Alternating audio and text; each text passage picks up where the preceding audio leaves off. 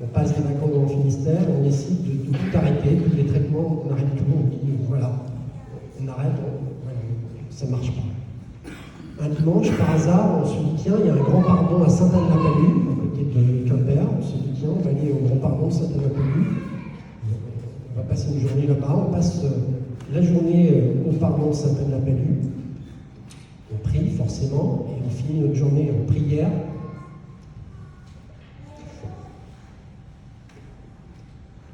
Devant Sainte-Anne.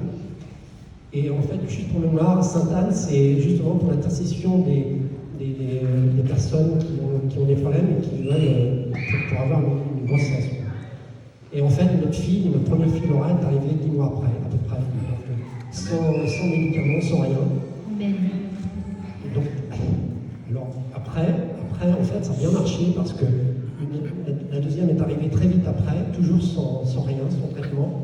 Et la troisième aussi, donc Laura la première, la deuxième Audrey, et puis la troisième Claire. Et pour moi, ça a été le début d'un chemin de conversion.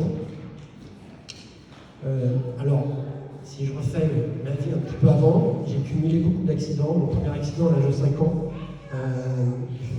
j'étais avec mon oncle en voiture et je n'avais pas de ceinture à l'arrière, à l'époque il n'y avait pas.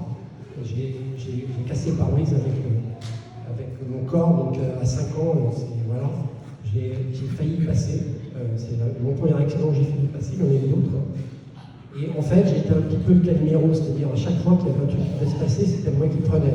Voilà, c'était comme ça. Je disais que c'était toujours pour la pomme. Mais petit à petit, le chemin de conversion a fait que j'ai revu ma vie. Je pensais toujours être dominant, mais c'est l'inverse. Au bout d'un moment, j'ai vu que le Seigneur était avec moi tout le temps. Et en fait, c'est lui qui m'a sauvé à chaque fois. 2 fois, j'ai failli mourir. Et en fait, il a été là. Et en fait, c'est plutôt l'inverse. Maintenant, je vois le verre plutôt plein. Et je me dis, il a voulu que je vive. Et en fait, voilà, maintenant, j'ai eu d'autres épreuves, forcément, comme tout le monde, mais j'en ai eu il n'y a pas très, très longtemps. Et en fait, d'abord, j'ai senti la prière des personnes qui ont prié pour moi. Et ça, c'est un truc de fou. Quand les gens prient pour vous, vous le sentez. Et en fait, je me rappelle le jour de l'opération, j'avais le sourire. Le chirurgien m'a dit, mais il y a 5 heures du matin, vous aviez le sourire. Ben oui, j'avais une confiance totale. Et donc, j'étais juste content. C'était un cœur ouvert, donc c'est important. Et en fait, ça s'est bien passé. De ce fait, j'ai pas eu très vite, j'ai récupéré très vite.